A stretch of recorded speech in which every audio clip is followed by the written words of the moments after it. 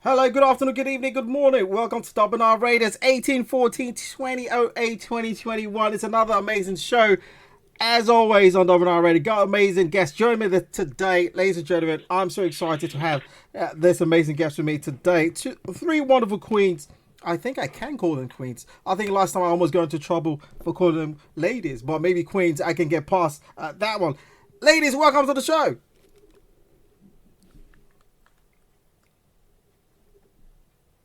My ladies, welcome to the show. How are you doing today? Evening. Hello. Hello. How's it going? Excellent. You? Okay. You know what? Anytime someone asks me how I'm doing, I can't answer that question. Normally I have to say I'm ecstatic. I'm amazed. I am super duper excited to have you on the show. Wonderful. That's the only way I can answer that. I was about to come in with a long list of complaints, like my back is hurting me, but I thought your listeners don't want to know all that. Oh my gosh. Okay, ladies and gentlemen, as you know, we had this lovely, amazing ladies on the show. We had Katie and Vivian on the show last week where we were talking about political correctness, but we have another special guest joining us today. It's amazing. I'm so excited for her joining us as well. The one and only Sarah Eddo. Hello, Sarah. Hello, Double9. Nice to be back. Nice to be back. Yes, if you remember, ladies and gentlemen, Sarah's been on the show before. Had an amazing time talking about the pandemic and the well-being. Mental health, well-being. I think it was mental health. It was great. I learned a lot as well, and the importance of work-life balance as well. And we have Sarah back again today, talking about something amazing as well with this wonderful lady. So, Sarah, how have you been? What's been going on? I've been great. I've been super busy, still helping people get through their anxiety and move towards their goals and doing a lot of corporate wellness work. So it's been a really busy time, but it's lovely to be back here with your listeners again. Fantastic. I'm glad to have you back as well and finding time out of your busy schedule as well. It's great to have you back. So today, what are we talking about today? Let's get Katie in. Katie, tell us what's the topic for today? So today we're talking about cancel culture. And towards the end of last week's episode, I read a quote about cancel culture, which sums it up really beautifully. And it is, cancel culture has become social media's courtroom, except everybody gets the death penalty. Wow. And that's how we left last week to intro into cancel culture for tonight. That's really good. I mean, cancel culture... yes, you're right. Social media is like the judge, and everyone gets the death penalty. But I'm sure some individuals are. I've had the questions. People have asked me, cancel culture. What does it actually mean? I mean, Vivian, from your perspective, what is cancel culture? I love definitions. I always say to people. I know you had the definition last week, didn't you? As well, didn't you? Yes. Go onto Google or go on in the dictionary and have a look at 2 or 3 different definitions of whatever you're talking about, because usually you realise. Actually, I didn't really know what this meant. So I've got a definition for you, Double9. It's a modern form of ostracism in which someone is thrust out of social or professional circles, whether it's online, social media, or in person. Those subject to this ostracism are said to have been cancelled. Cancel. Exactly. I mean, the problem I've got with it is that how can you cancel people? How can you cancel a conversation, and what are you cancelling them for? You've got your law courts and your justice system. They exist for certain things. I certainly believe in calling people out if you have a question about what they've said or you're not happy about what they've said. But what that normally leads to is everybody coming to the table and having a conversation.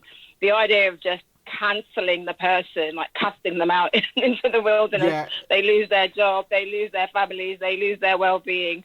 To me, that's dangerous. It is dangerous, but sometimes I'm sure we're going to highlight some examples where the cancel culture has been a positive thing. I'm sure we will find out as we go. From the last conversation we had, we kind of highlighted some things. I learned quite a number of things on the show last time around the binary thing, about the he, she, they, all that as well. And Katie was very passionate in trying to explain that to me, and making me understand that. But I asked myself the question, cancel culture, which you've fantastically described now. I mean, where did that originate from? Where did that come from? Sarah, I mean, what do you think about that? Where did that cancel culture start? Has it been there all the time? Is it social media has fueled the presence or the increase of people just doing this counterculture thing? Well, cancel culture or ostracization has always existed in another form or another way. So if you go right back to medieval times, you had sort of like plays where they talked about royalty or politicians, etc., sort of calling out their behavior and letting the populace know.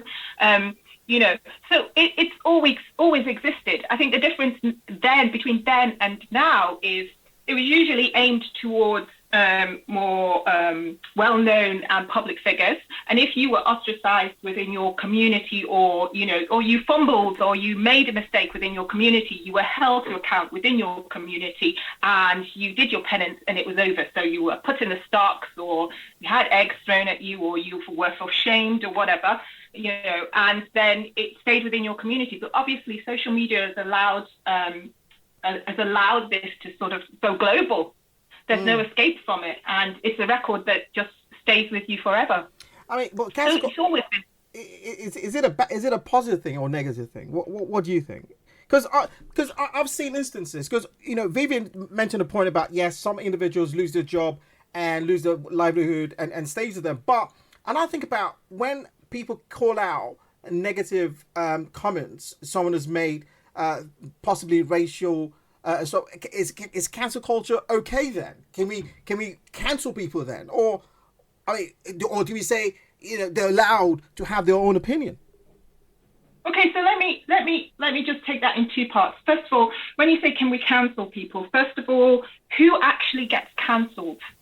So when you look at the person who is being cancelled, it's very different for somebody who has power, who has money, who has a fan base to follow. They can be called out for behaviors, they can apologize, they can go take a hiatus, and they can come back better and stronger. And we look at the likes of Robin Thicke, who had these young, scantily dressed women, and there was a lot of noise about him. He subsequently went and did other music. He was never really cancelled, was he? He was called out for his behavior, but he still went on to make money. He still went on to make music. And this is the same as in many instances of famous people. But when we come to the ordinary person who makes a mistake and it's picked up by social media, it's a very, very different perspective for them, because as Vivian rightly said, they become ostracized within their community. They have a legacy on social media that means it's difficult for them to find jobs after losing their jobs and losing their incomes.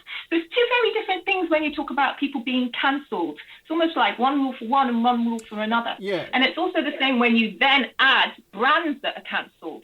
I mean, Gucci with the smiling faces, have they seen a fall in their value, the share value? Are they struggling? I mean, you mentioned Gucci. I mean, I don't know. Again, I struggle to not want to say I want to be part of that cult, that crowd that says that raise of like, oh my gosh, why would they use that? It was like almost trying to get a reaction, which I possibly a type of branding technique. I may possibly to get them in the news or to get them everyone talking about them. But I mean, sorry, carry on. You would say that sometimes brands and companies are controversial because, as people always say, to be spoken about, whether positively or negatively, it's better to be spoken about than to be forgotten. So yes, sometimes we have, people who do controversial things to thrust themselves back into the limelight. But I mean, do we have anything that's positive about cancel culture? Yes, we certainly do, because we can argue that, people who previously didn't have a voice and were previously not empowered can now challenge the status quo. They can look to people who have done offensive things and ask them to be held accountable. So in some ways, yes, there are positive aspects to cancel culture. And one other thing I'd like to really, really point out is that in a lot of cases of cancel culture, it has enabled dangerous people to be removed from spaces where they were causing harm. So I'll take, for example, I'm going to throw it out there, R. Kelly. Okay. It took time because the community supported him. It took time to get him out there, but ultimately he's in prison and he's been held accountable for the things that he has done. So we have to think about, as much as we dislike cancel culture in many senses, as much as it causes a great deal of harm, it does remove harmful people from situations where they can no longer hurt people again. Okay, thank you for that. Now, I want Katie to come in, because Katie has an example of things around cancel culture, and I was really eager to hear that from Katie. So, I mean, Katie, the floor is yours. Oh, okay, lovely. I think both of the ladies have brought up some really good points there, and I really believe and agree with them that there's a big difference between calling out poor behaviour and saying what you're doing is potentially dangerous, so maybe rein that in. And I think that's really key. Where I think I have the problem, and I witness it and I've been a victim of it, is where it becomes a sport. So it's almost like people participate in cancel culture as a sport, and you almost see them, they put like memes up, or they might put emojis up where they're sitting there with popcorn waiting for this argument to erupt. And it's very unhelpful, and I think it's incredibly dangerous. And what we were saying last week is that anything that stunts our growth or brings us further back is unhelpful. And the internet's a great platform for conversation, and it's a great platform for sharing information and knowledge. But when cancel culture comes in, then it gets dangerous. So, yeah, I was a victim of cancel culture in quite a drastic way. So I was an admin on a Facebook group of about 650 members, and it's a lactivist Facebook group. So I'm a lactivist, so I'm a breastfeeding activist or a breastfeeding advocate. And there's 650 members on this Facebook group that we had, and I was one of the administrators. Now, for no reason at all, apart from maybe people's interest at the time or what they were reading or the conversations they were having, some members came forward and said that they wanted to campaign against the terminologies surrounding any female anatomy or reference to anything female in regards to pregnancy, birth and breastfeeding. So they wanted to remove all feminine terminology and introduce neutral terminology so that nothing would be triggering to trans men who were giving birth and trans men who were then chest feeding their children, because they couldn't use the term breastfeeding because they no longer had breasts. Now, I had a big issue with that because I'm a breastfeeding advocate, so I talk a lot about the education surrounding it and have a lot of conversations, do charity work, etc. We're trying to appeal to people. We're trying to educate people. And if we then start educating them, but we cannot use any terminology referencing women or referencing anything feminine, I think we exclude people even before we can start having conversations with them. Now, what I said as well is that I think you can only really neutralise gender terminology if we had gender equality, which we don't. So if you remove all of the feminine, what does that do to a gender that suffers disadvantage because of their gender? And I had so much hate and so many what I call pitchforks coming at me, and so many questions coming from lots of different members, so that I'd answer one, but they would almost set me up to fail. And very quickly this argument escalated, and I was called a TERF, which stands for Trans Exclusionary Radical Feminist. Another thing I've learned today. Okay. A TERF is actually a really negative term. It's a really negative word to call somebody. And I was unaware at the time as to how much negative history was associated with that word. And I was called a Trans Exclusionary Radical Feminist because I didn't believe that neutralising all feminine terminology surrounding pregnancy, birth and breastfeeding was a good move. It was demanded that I resign, that I had to step down. I had members block me. I had people unfriend me. I also had a lot of people inbox me that were too scared to join the conversation because they knew the same thing would happen to them. And then there was comments made like, well, maybe if Katie goes away and educates herself, then we'll let her stay. And I said, this is where I stand on this issue, and I can't apologise for that. I can't apologise for championing women. I can't. I'll never do that. So I was forced to stand down, and there was a lot of bad blood, and I was left feeling, incredibly targeted. And as I say, like pitchforks were absolutely coming at me. I mean, that's a wonderful example you gave there. And, this is you standing your ground, saying that this is what you want to, you're an advocate for breastfeeding, and no, people should be able to accept that. So the problem I found with, where people come at you and say, you shouldn't do that. It should be trans. In a wider picture, we actually experiencing this. We talked about this last week. I made a brief mention around the binary, around the he/her thing. Yes, we understand that. We understand people who want. Okay, we have a caller already. Hold on. Good afternoon, good evening, good morning. It's Double9radio. What's your name? Where are you calling from? Hi, good evening. It's Tosin. It's Tosin. Oh my word! This is an amazing artist as well. She just released a single, or coming out a single, I think. Welcome to Double9radio. Thank you for calling. Yes, I was listening into what the lady just said about being targeted, and I think it's a very nasty cancel culture that's like really terrible right now. And I think the LGBT community have this very strong culture. I think they're like one of the major cancel culturists, if you allow me right now. And yeah. I think it's really, really sad.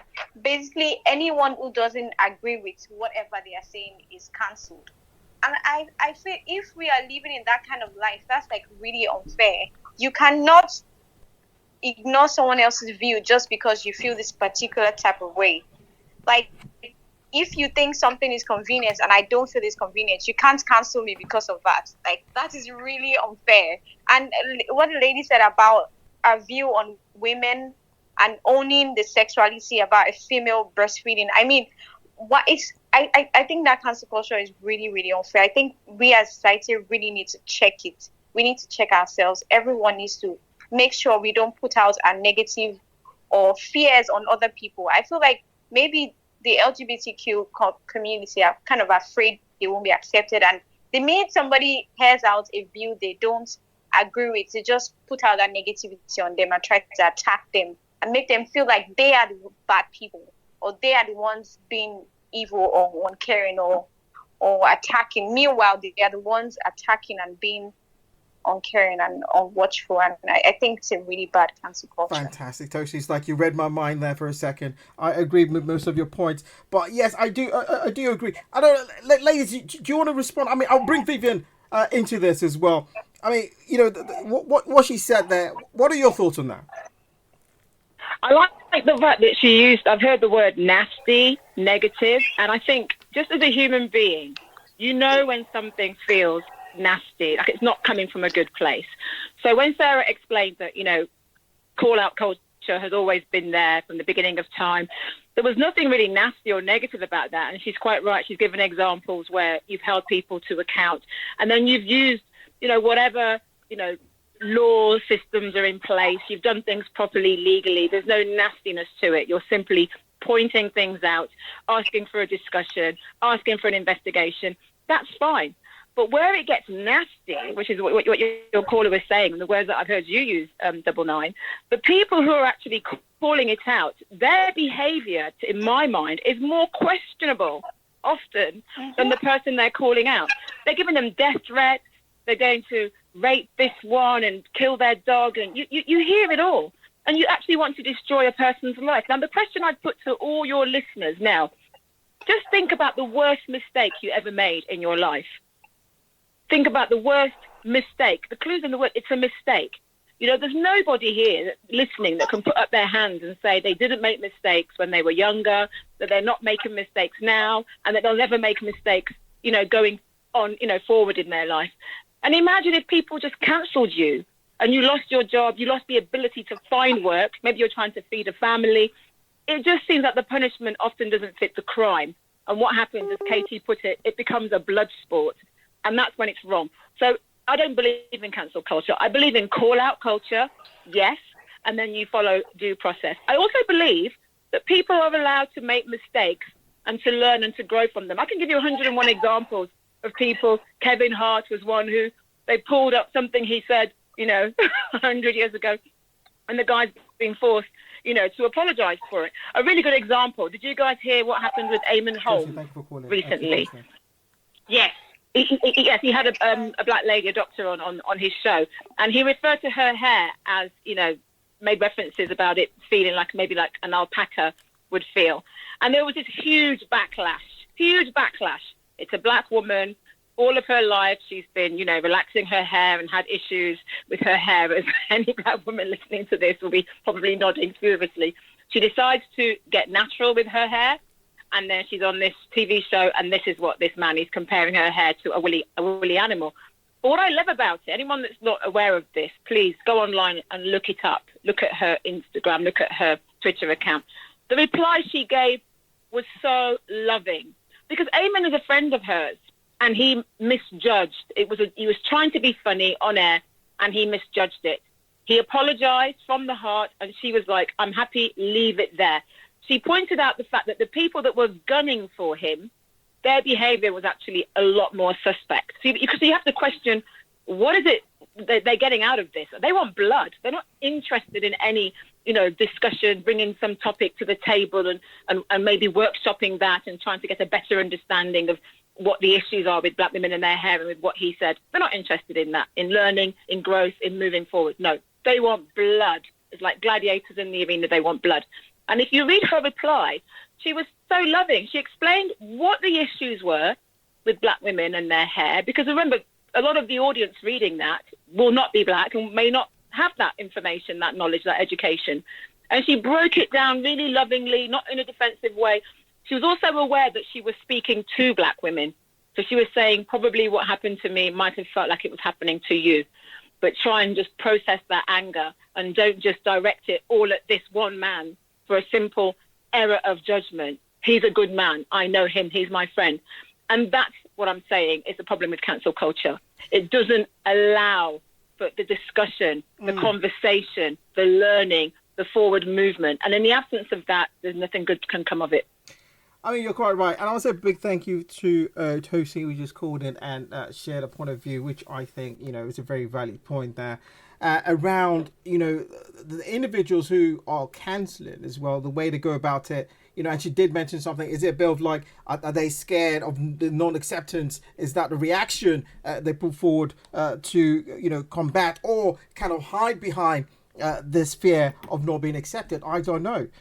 Maybe we can get more information regards that. But I mean, Sarah, you've experienced a bit of this trend as well. I want you to give us your example. But before you actually go into that, my question is, do you think the internet has actually, contributed or fueled the increase of this cancel culture? Absolutely. It really, really has, because we now have people who sit behind a screen and have access to an audience with the ability to say things that they ordinarily would not have the courage to say when they're in front of people. They can also do and say these things anonymously, and it's also sort of like a rolling river. It's like a tide. It starts small and it just becomes great. So, I mean, one of the things about cancel culture is that sometimes just an accusation is enough. It's a presumption of guilt with limited evidence. So, you don't really know. You heard someone say something about someone, and it's like Chinese whispers as well. Oh, excuse me, I'll take that phrase out. I'm about to be cancelled. It's like that whispering game. That whispering game where you say something at one end, and by the time it's gone round the circle, it's an entirely different thing. And I'll give you an example. The example that I wanted to say was a young beauty YouTuber called James Charles. I don't know if you heard about this. It was back in 2019. And he was working in collaboration with an older, more experienced, more wealthy beauty guru called Tati Westbrook, I think her name was. And they had a friendship, and they had some sort of business connections, and she had some products, some vitamins or something that he was promoting on his channel. And at some point he went and promoted someone else's vitamins on her channel. So then she went on a sort of like long YouTube thing about how disappointed and how betrayed she felt, etc., etc. Then he responded with an apology, which she didn't think was enough. So she used cancel culture by going back and saying more about how he'd betrayed her, but also added a little extra sentence on the end, which was something along the lines of, oh, and you always hit on straight men. Oh. And within sort of 24 hours, this had transmuted from you always hit on straight men to James Charles, this young 19-year-old, is a sexual predator. He's horrendous. He's notorious. There was sort of a wave and a backlash that came for him. And then somebody else went and found old tweets from when he was 16 or 17 that were questionable, possibly racist. I haven't read them personally. And it was just incredible. She used stereotypes of gay men, and she just picked it up and she used it against him because she was a more powerful YouTuber with much more of a reach to effectively destroy him because she felt betrayed.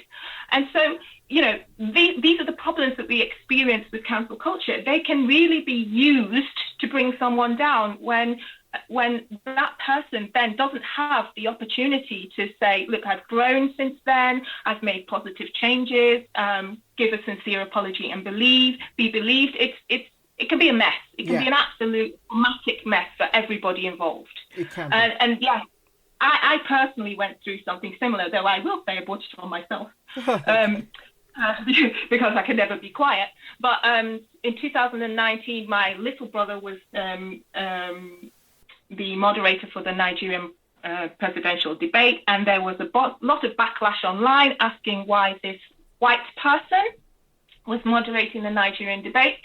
And I noticed that someone that I knew, an acquaintance that I knew, also happened to be a mixed race person, had picked up someone's nasty tweet, put it onto his platform. The tweet was something along the lines of, why have they got this white person moderating a Nigerian debate? We are Nigerians, by the way.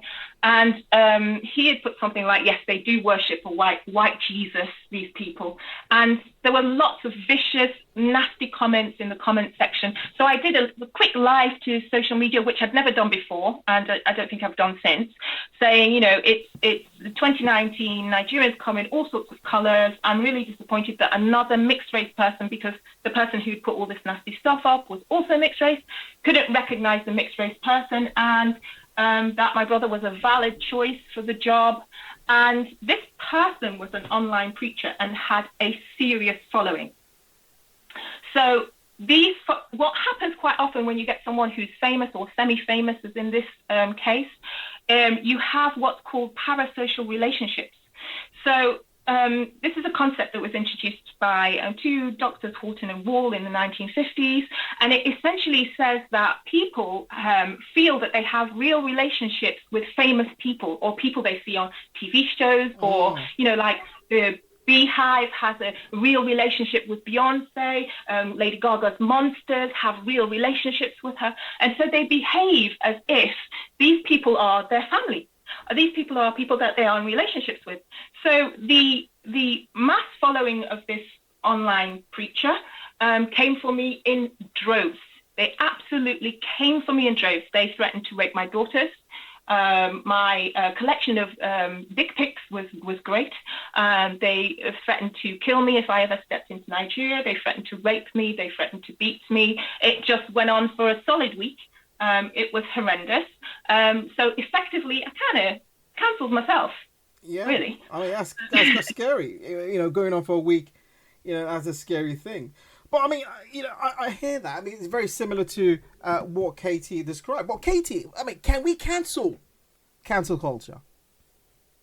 I think we definitely need to. And I think Sarah's brought up some excellent points there, because potentially what should have happened when she addressed this at the very beginning is they should have said, actually, yeah, I got that wrong. My bad.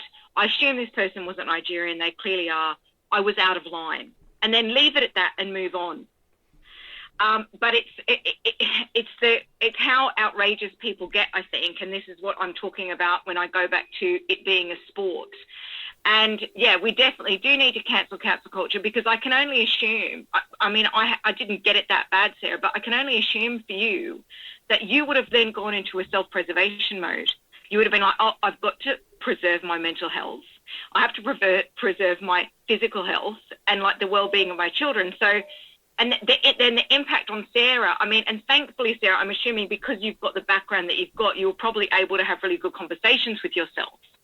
But if Sarah didn't have the background that she has in mental health and well-being and wellness, where could have she ended up with her mental health state? Like, that's incredibly dangerous. It is. I mean, it's interesting, Katie, because listening to both of you and Sarah, when you said you brought it on yourself, please never say that again, because that's one of the issues I have. Yeah. People are silent. You heard in Katie's example, she had people privately messaging her who agreed with her but didn't want to say because they knew they'd be executed also. So that's one of the biggest problems with cancel culture is if there is a real issue, if the perpetrator really has done something wrong, the whole world is watching. There's an opportunity here to learn. And if there are other people who are thinking the same things as this person, you teach them nothing. You just teach them hate. You teach them to just close their mouths and go underground. And that's how people get radicalized. That's how people get seriously radicalized. So feeling that you have to be silenced, you can't say anything, you're too scared to say anything, that's wrong. And Katie, well done for not apologizing, because again, I see a lot of people, celebrities in particular, because obviously they're in the public eye, making meaningless apologies. And, I feel for them. They're trying to save their careers. But when an apology is not heartfelt. Yeah. But they have to. They're like Kevin Hart was dragged out and said, you have to publicly apologize because of something you said when you were 16 or whatever it was. So there's lots of things wrong with it. But I think for me, to answer your question, Double9, yes, I agree with Katie. Cancel culture should be cancelled. When the people who are doing the cancelling, when their behaviour is more questionable, this is what you really have to understand. Someone is saying to Sarah, I'm going to rape your daughters. These are apparently people of God. God-fearing people. Yeah. I'm going to, kill you. And come on. There was nothing good about that. Okay. Yeah. I mean, it was compounded by the fact that the preacher himself then went on a 45-minute live rant about me, which didn't make it any better. He kind of fueled his followers and sort of rode the wave of the momentum of the moment, because it was picked up by almost every African blog. So it gave him the exposure and the sort of 10 minutes of boosted fame that he really needed. So he really rode on it. It was like a delicious wave for him. Fantastic. Oh, do we apologize? Okay, we're just going to go for a short break, and we're going to be back on the other side. We had on a goal comment there, but we just lost. Shaking the entire time, because it was just an onslaught. Every single device I had was continuously ringing, beeping, or going. So it was awful. But it's really important, if people are on the receiving end of cancel culture, to really look after themselves. Oh, we have another call. Apologize on that. Hold on a second. We'll just take that call. Good afternoon, good evening, good morning. Welcome to Double9radio. What's your name? Where are you calling from? Hi, good afternoon, or good evening actually. My name is Fumi. It's the one and only Fumi. Oh my gosh, we haven't heard your voice in a while, but it's amazing to have your voice back on Double9radio as well. We are glad to have your call. Do you have a question or a comment? I think it's probably a question and a comment. I want to say a well done to all the speakers or the guests at the moment. I joined about 10, sorry, I'm in Nigerian traffic, sadly, so you could hear everything going on. So I'll try and make it really quick. But I suppose my point is, as much as I don't condone, this hate, the culture that we're speaking to, the cancel culture that we're speaking to, because obviously it only provokes hate and so many other things that the speakers have said.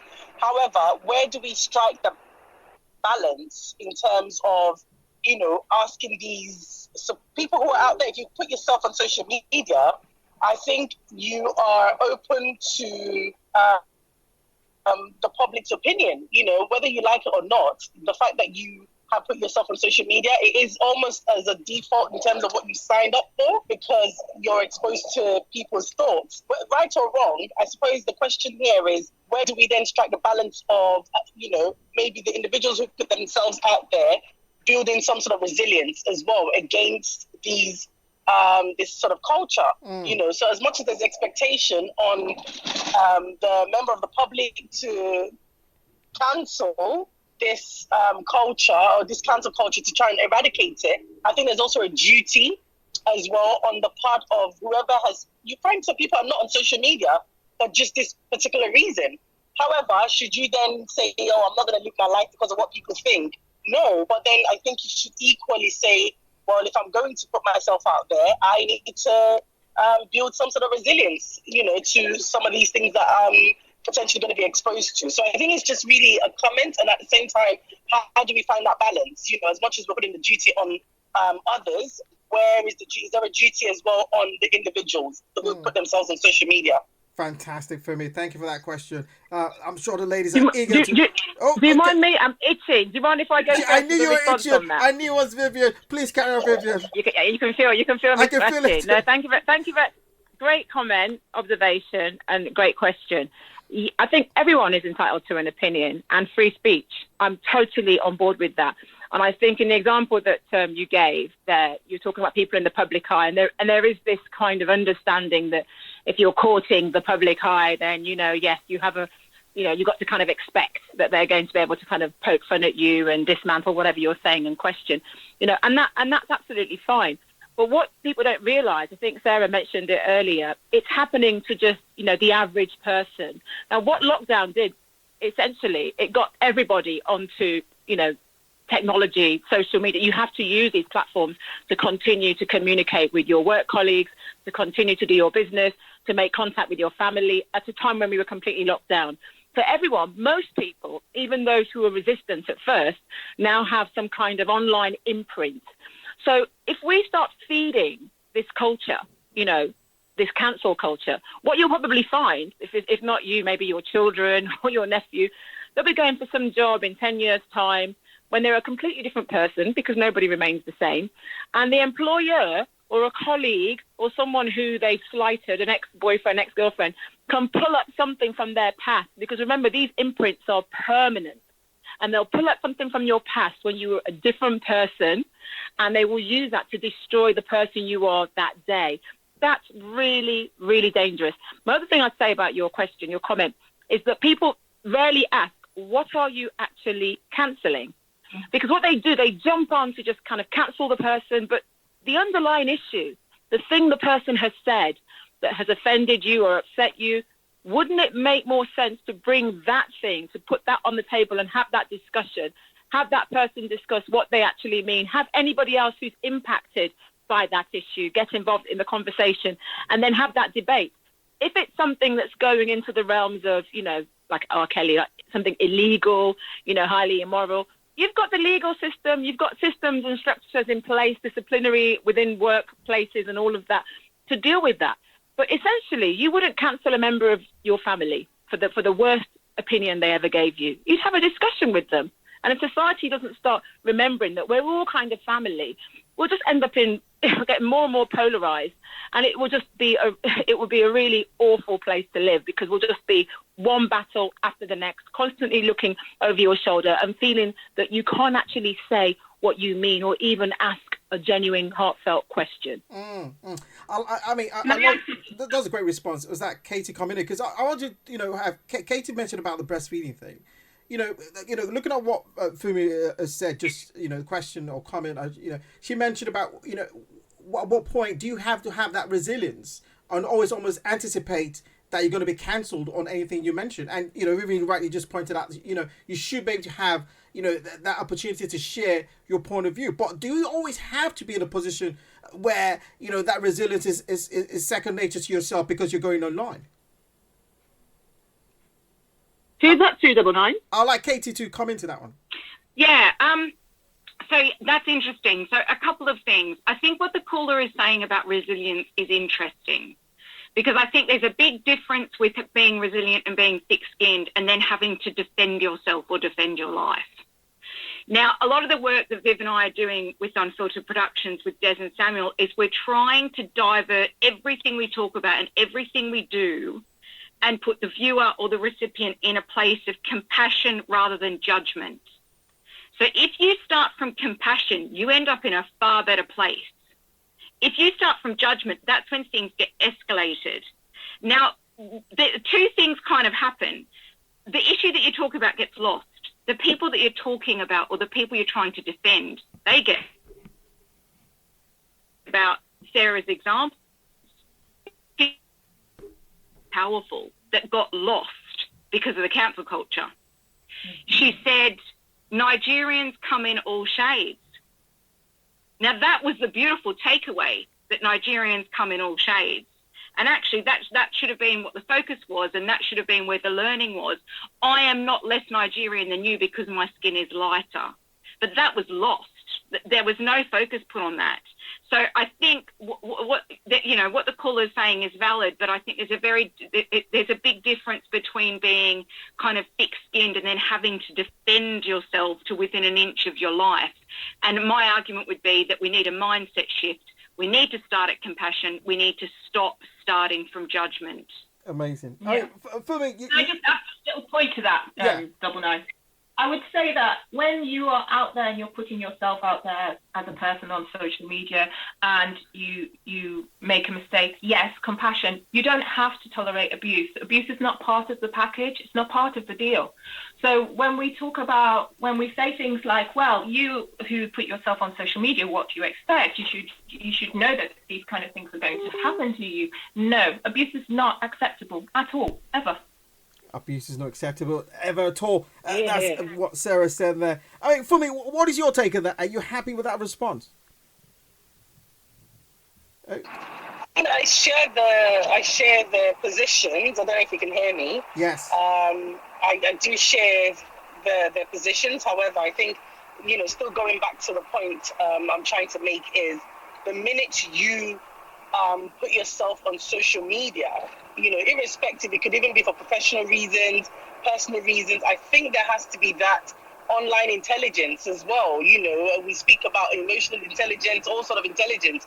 I think there is that online intelligence as well that we need to develop within ourselves, knowing that the minute we're out there, people will always have a diverse opinion on whatever it is that we're doing. And so we need to learn, as much as we're not going to accommodate or tolerate bullying or somebody, tearing another person down. I think there is a fine line there as well. Just the fact that you've subscribed to go online, and people in that community will have different opinions, and can, the same way they have a freedom of speech, or you have a freedom of speech to put whatever you want to put out there, where yours end.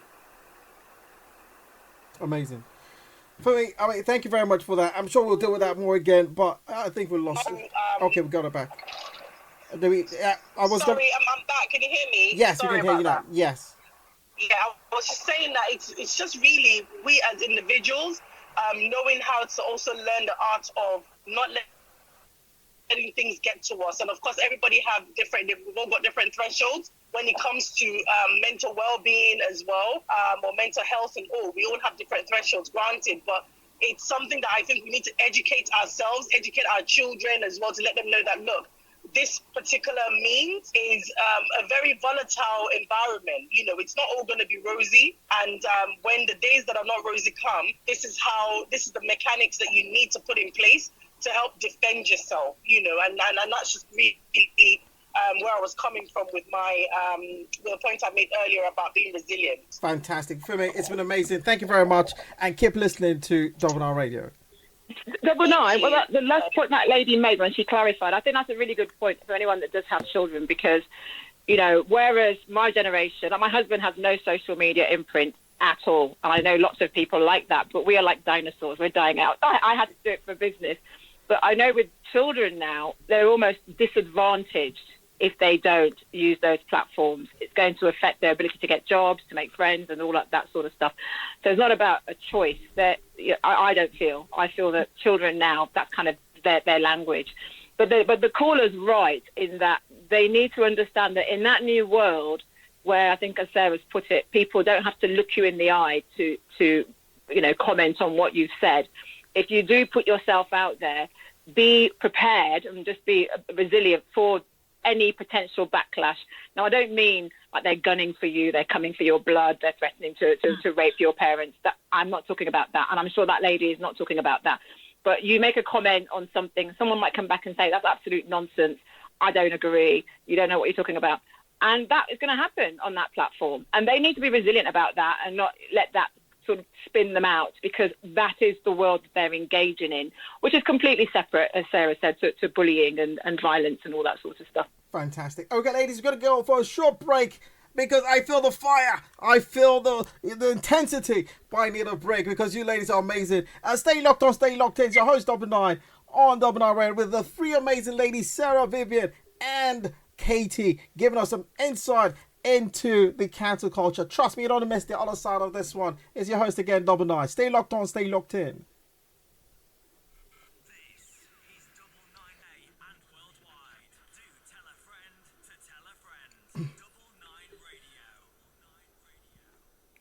Welcome back. It's Double9radio. It's 1902, 2008, 2021. Wow, all I can say, I'm in the midst of royalty this evening. A big thank you to all the callers that called in. I appreciate you. And the ones that have sent in questions as well. We shall be asking those questions before the end of the show as well. The phone lines are still open. It's 074 956 36899. You can call me direct on that number or call via WhatsApp. Or, if you're calling from out of the UK, it's +4474 956 36899. Cancel culture. Ladies, it's brought up a bit of a heated debate, which is quite exciting, wouldn't you say? Certainly topical, and it's going on all around us all the time. It is. The lady also mentioned, that's Fumi, just the last caller, talked about resilience. Yes, it's important to have that. And Vivian kind of gave a point of view on that as well. But I want to bring Sarah in, because we talk about mental health. We have to think about Sarah, because Sarah's like a champion around mental health and well-being as well. But the question: what effects does cancel culture have on an individual's mental health or mental well-being? Well, look at what happens when you are cancelled. You experience public ridicule. You experience social rejection. You experience shame, possibly a lack of justice, offensive, hateful, threatening comments and remarks. There's a collective bullying thing that's going on against you. It must feel like, you were one of the most hated people in the world at the time. Well, and what that does to your mental health is horrendous for a lot of people, because, it can plunge you, if you already have any mental health conditions whatsoever, it can heighten those existing conditions. It can plunge you into depression. It can raise your levels of anxiety, or you can experience anxiety or panic attacks for the first time if you haven't before. And, and all those things can lead on to, poor performance of work, which can then, exasperate all of the other things. And then the ultimate is you possibly end up with thoughts of suicide, or in some instances, people commit suicide. I think when Caroline Flack had the interaction with her boyfriend, which was widely publicized, that yes, I remember that.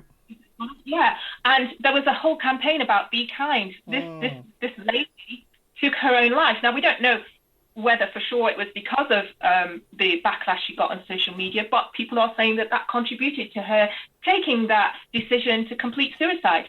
And so, we have this whole campaign of being kind, which ultimately was forgotten within a few weeks, because you look now at social media, and I was looking last night through the Love Island tweets, etc., and there was some vicious, vitriol stuff.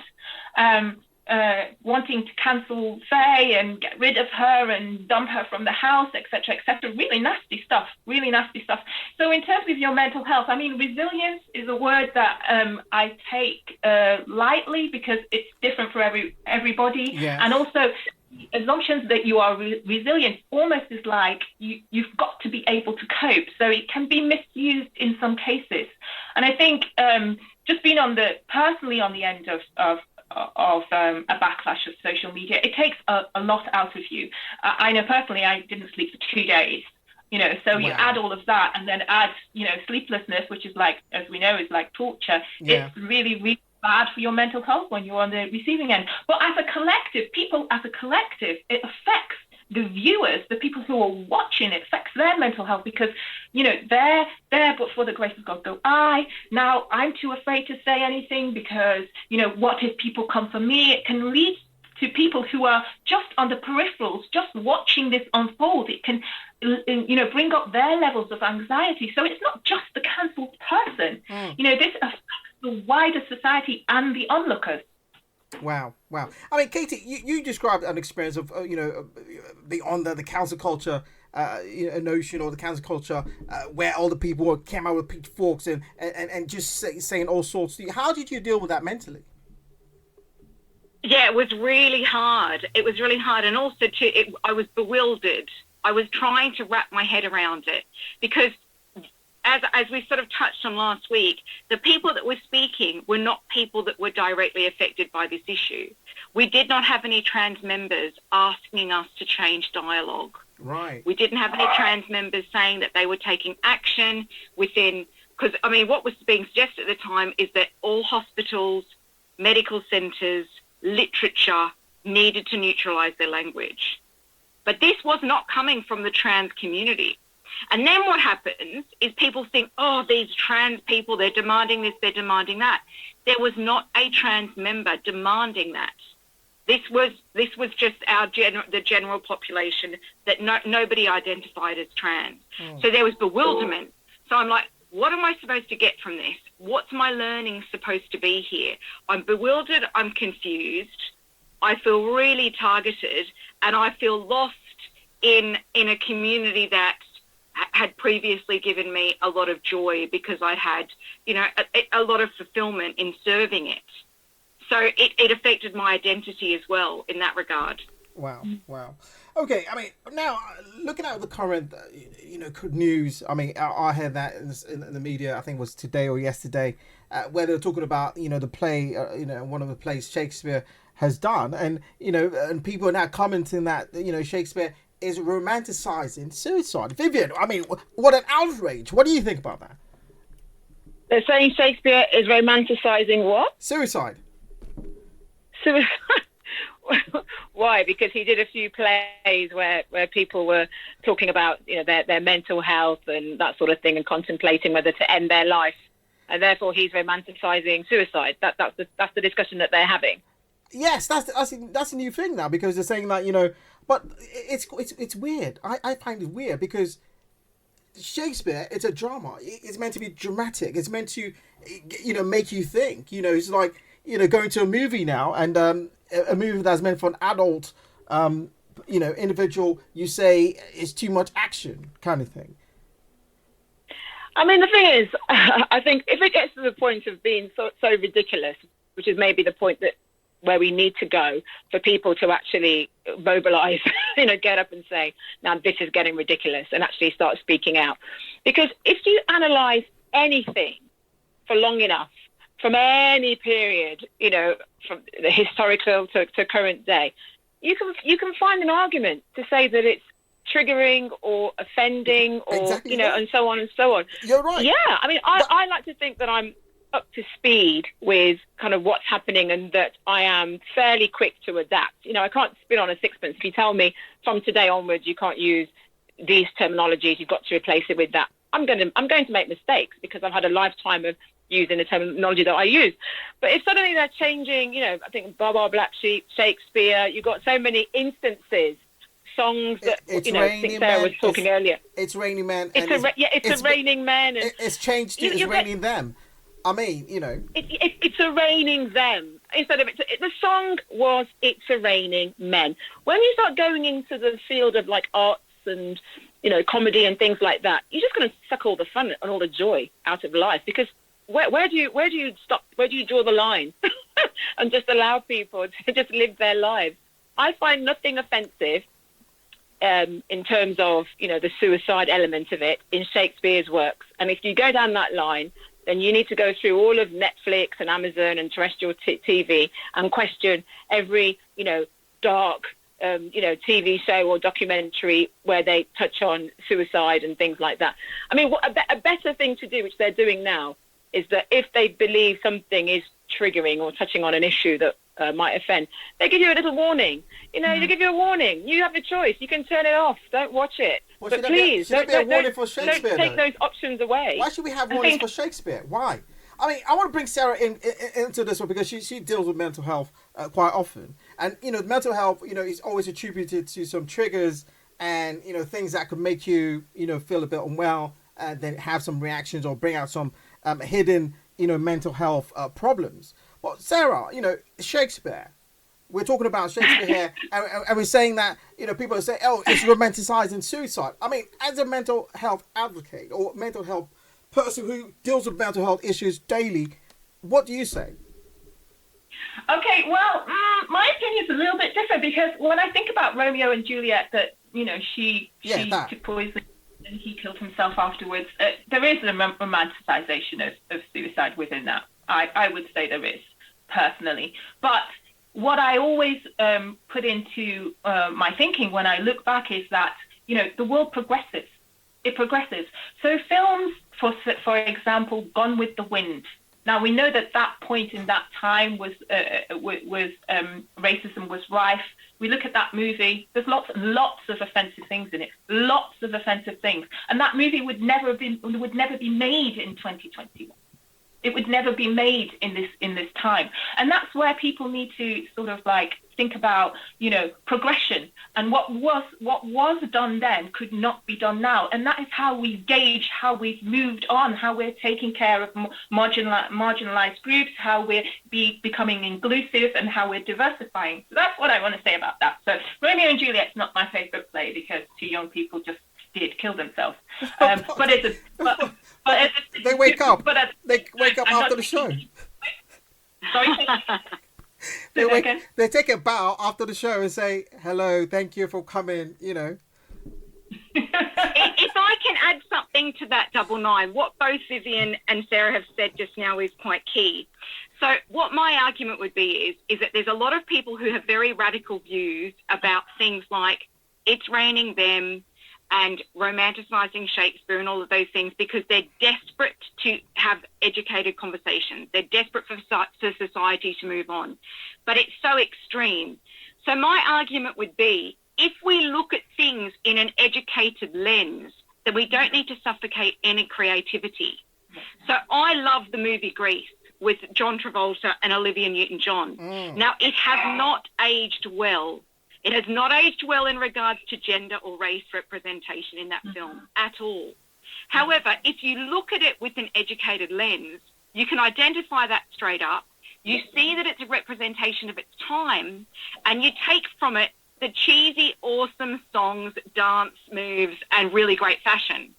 But it's looking at it through an educated lens, and I think the radicalism is people are fearful if you don't look at that through an educated lens, you're going to get impacted by it.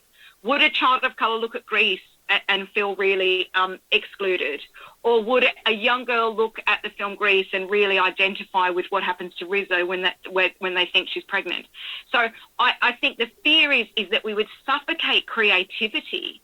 Let's not do that. Let's just look at things with an educated lens and take them for what they are. Okay. Yeah, I love the way that Katie put that, and I agree with points that both Katie and Sarah have said. The thing is, without that conversation, you're now going to have to put under that same lens, all the things that people enjoy today. So computer games, you used to hear about rap music leading to violence, and all these, now that we have special effects, which they didn't have 50, 100 years ago, Aliens, Predator, and all those gory, kind of movies and stuff like that. Are you going to stop all of those things? Because, as I said, anything you put under a lens and you dig around for long enough, you'll find a problem with it. If nothing else, just through the movement of time, as Sarah said. So it's the conversation rather than the judgment and the axing of all creativity. Okay. And I think for mental health, there are times when a trigger warning is required. And I can't remember whether it was Vivian who said that, when you're scrolling through the TV now, and you will see a warning, like for example, the film Zulu was on the listings the other day, and there was a warning that this has outdated ideals, outdated morals, etc., and some people may find this offensive. It's more or less a watch at your own risk. This can be very triggering warning, and so in some instances, the warnings really are required. If, for example, in the example of Zulu or Gone with the Wind, so we should think about giving people forewarning that this may be to them. In some instances, not all instances, I wouldn't put a trigger warning on Grease. I love it too, but some instances, it's required.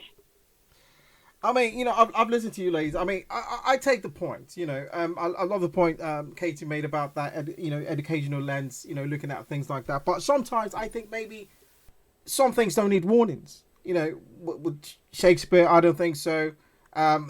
Someone rewriting the music. It's Raining Man.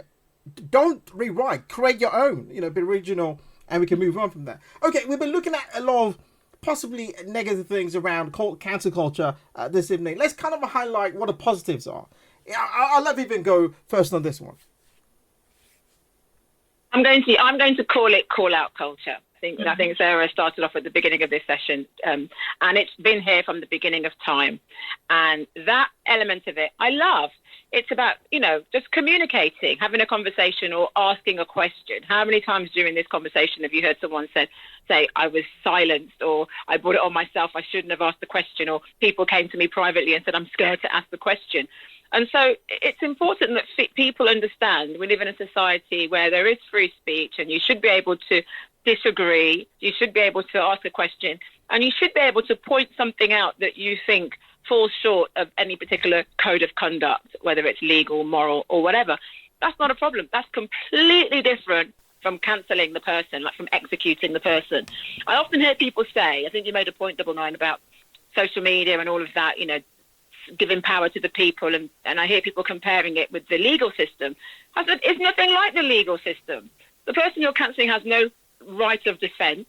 There's very little integrity in the evidence. You've heard so much, examples. I think Sarah gave an example of, is it Tati Westbrook, where because the person really wants to, cancel you, like for real, they just make up stuff, or these whispers go round. So there's a lot of untruths out there, but the person's just targeted that brush and their life is over. So it's nothing like the legal system. We're supposed to be a civilized society.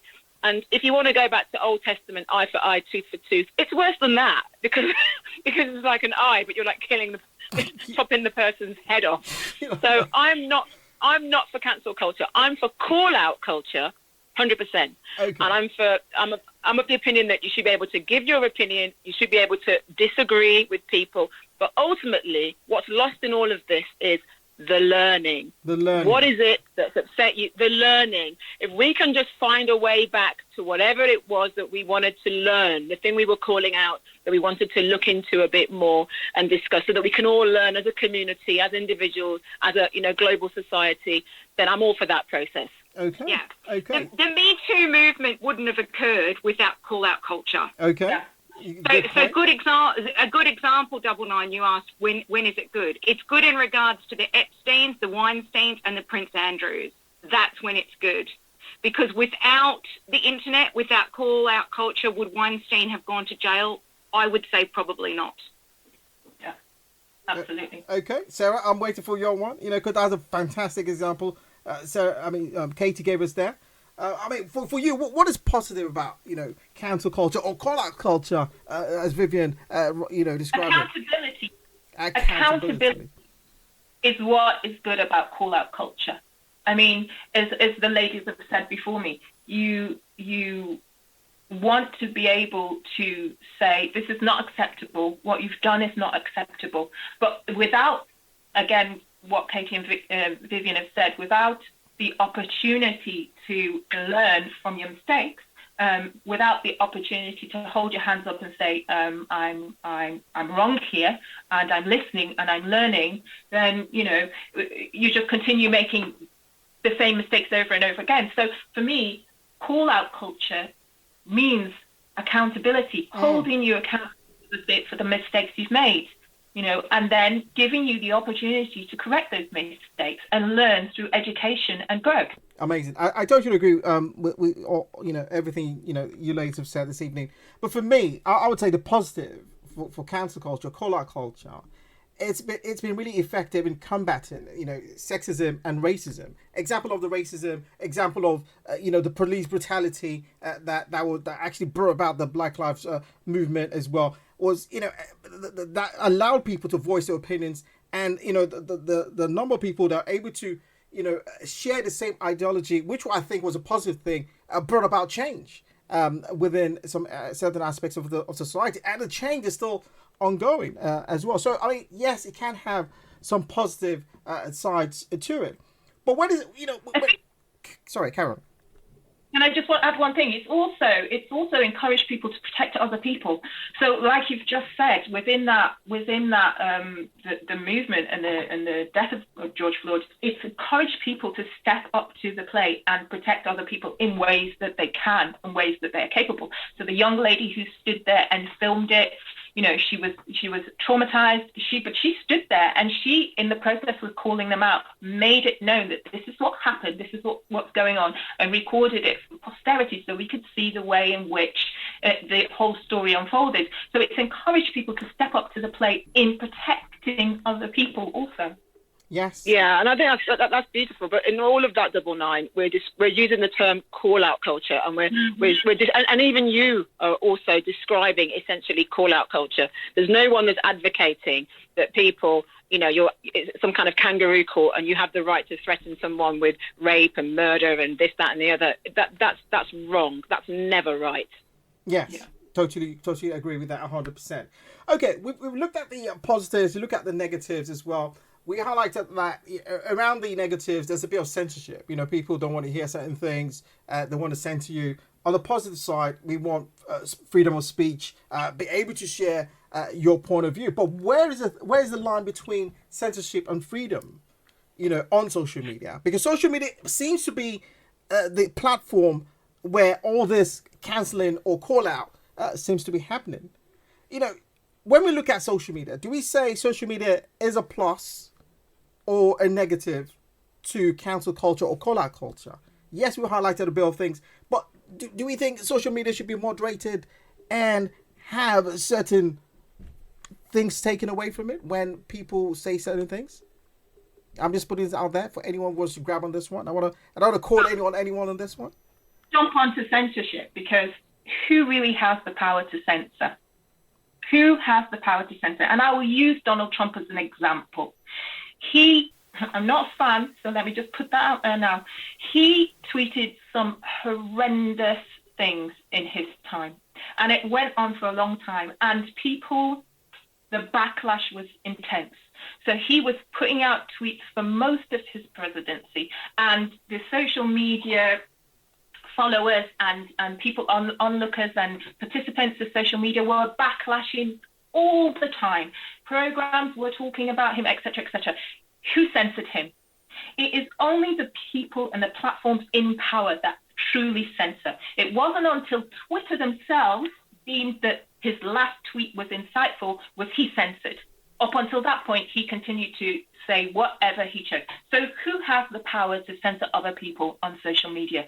The people who have that power are the people who run the platforms and people with lots of money. The actual masses don't have the ability to censor people on social media. Very correct. And do you think they should be able to censor? I mean, I heard that the leader of the Taliban was tweeting something. I mean, do you think that the social media platform owners should have the ability to censor people, and that they're the ones that make that decision? And if so, why do they let so-and-so speak but not so-and-so? You know what I mean? I think the thing here is you join the social media platform and you click that you accept the rules that the social media platform has designed for their platform.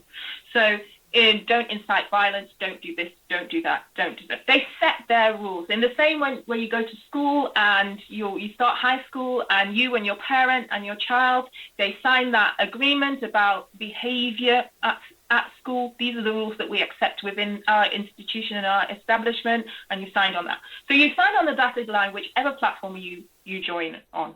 And so that platform has the right to take you off if you violate those rules that you signed up to at any time. Now, you would hope that each and every platform has a socially conscious set of rules, and their rules would say you cannot incite violence, you cannot threaten other people, you cannot be misogynist, you cannot be homophobic, you cannot, there's a point to which we will say what you're saying is not acceptable. And so Donald's last Trump was incite to violence, wasn't it? Yes, it was. Now, I've never seen the tweets of the leader of the Taliban, so I don't know. I don't follow him, so I don't know what his tweets say. Has he tweeted anything that has broken any of those rules? I mean, No, good point. valid point. I think good point. If people do sign up, I think with the platforms, like you said, that they are businesses in they're owned by somebody, and you are signing, rules of engagement before you go on them. And also, the other thing to think about is that there are a lot of people on there who are under 18. Anyone can have a TikTok, Instagram, this, that, and the other. So there is a duty of care, and you have signed up. I get that, but I think outside of that, I'm for freedom of speech. Which sometimes is painful. What I hear kind of hurts my ears. But my stance is I am for freedom of speech. But I completely agree with everything that Sarah said just then. Okay, fantastic. So on a final note, at what point do you think someone should be cancelled versus giving them another chance to prove that they've learned from their mistake? Because we talked about that, touched on it a bit. But on the final note, I want to know, at what point do we think? I'll let Katie go first. I think it's when they refuse to learn. So if you're perpetuating some kind of hate that could be dangerous or damaging to a person or group of people, and you're called out on that, and you don't adjust and you don't learn, and you're like, actually, no, I'm just going to keep going, then that requires a cancel for me, because you're creating more bad than good. I think what's beautiful is that when people realise that maybe they were out of line and they did something that was not okay, and they go away and they think about it and they take the lesson and then they adjust and they apologise. That's what's beautiful about it. I think, and this is my problem, and this is where I think the free speech, it cuts a very fine line between hate speech and free speech. But for me, I guess the cancel cuts in when damage is caused, and it's dangerous, and that person refuses to adjust their behaviour. Amazing. Yeah. Anyone else has any other opinion on that? Yeah, I would agree with that. I really would. I mean, I think if you are promoting hate or you are bullying, I would take sort of what's her name, Chrissy Teigen, and all of the tweets and things that have come up about her. She's off social media on a hiatus. She was off social media on a hiatus, and one would hope that she'd come back with a sort of more educated and educated perspective, and she'd grown some, and it would be something she wouldn't do again. But I think where you see like a prolonged pattern of behaviour over years, you have to really ask yourself, is this the nature of this person? If you are actually causing physical harm to other people, and I bring, say, R. Kelly back into that, I never want to see him on Twitter. I never want to hear another new song from him. I never want anything. I just don't. It was a sustained attack on young black women for a long period of time, and as far as I'm concerned, I don't ever want to see you or hear from you again.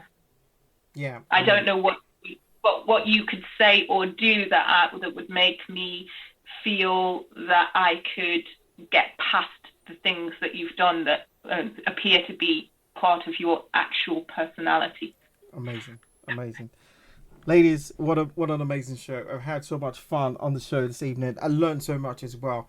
It's amazing to have you on the show. I mean, we do have another, the last series, the third part. Maybe we never know. Maybe we might extend it more. Who knows? But we have another series coming up next week, Friday. Vivian, what are we talking about next week?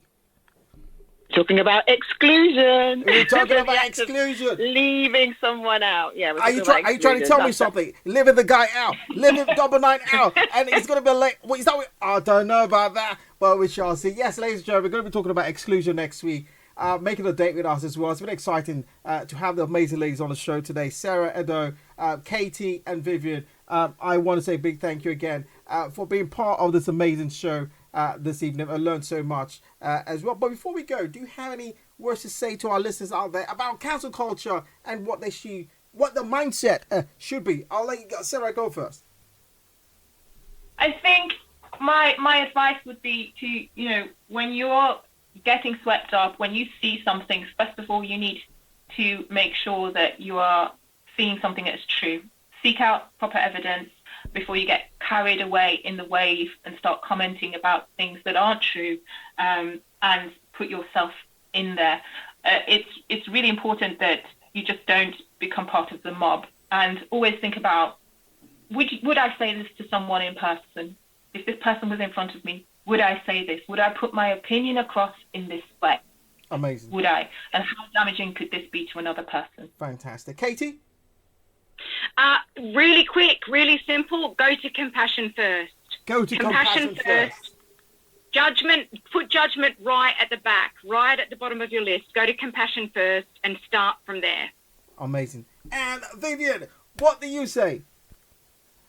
Well, in terms of these conversations that we're having, really, I'm hoping that we're giving your audience kind of the tools to be able to kind of deal with these things when they come up in their work life or in their personal life. Because trust me, it will come up.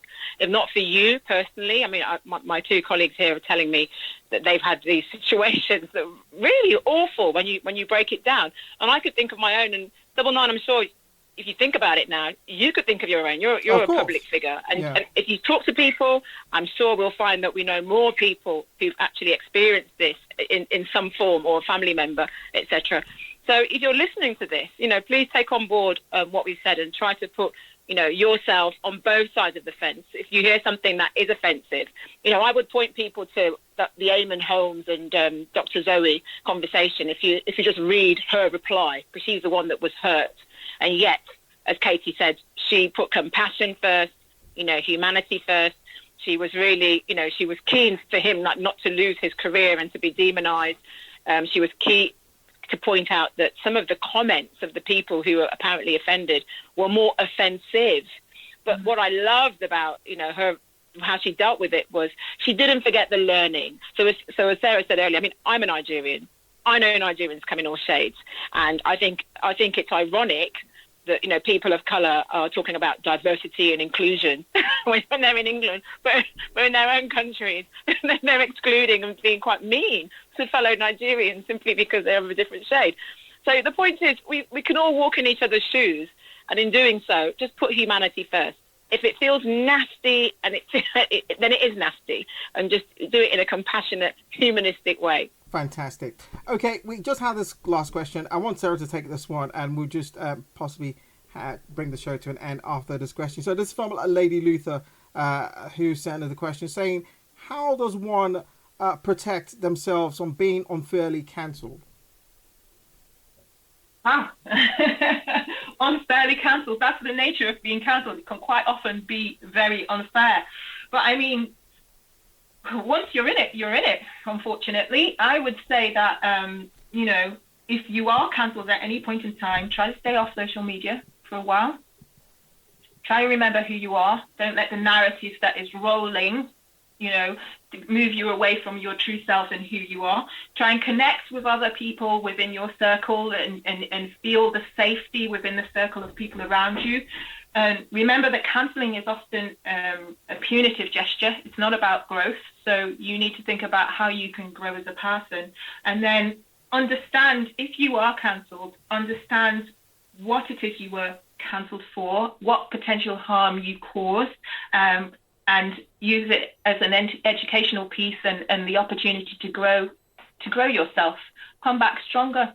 Fantastic. Sarah, I couldn't have said it any better. Ladies, it's been amazing to have you on the show this evening. I'm sure we all had a great time. I can't wait for the next episode to come around next week as well. Making a date with us. It's been amazing. It's been wonderful. Sarah, Katie, and Vivian, I hope to get you back on next week as well to have a fantastic show as we had today. Ladies and gentlemen, stay locked on, stay locked in. Still got some fresh raps for you. It's Friday, as you know, the start of the weekend. Got some amazing vibes coming your way this evening. So stay locked on, stay locked in. It's your host Double9 on Double9Radio.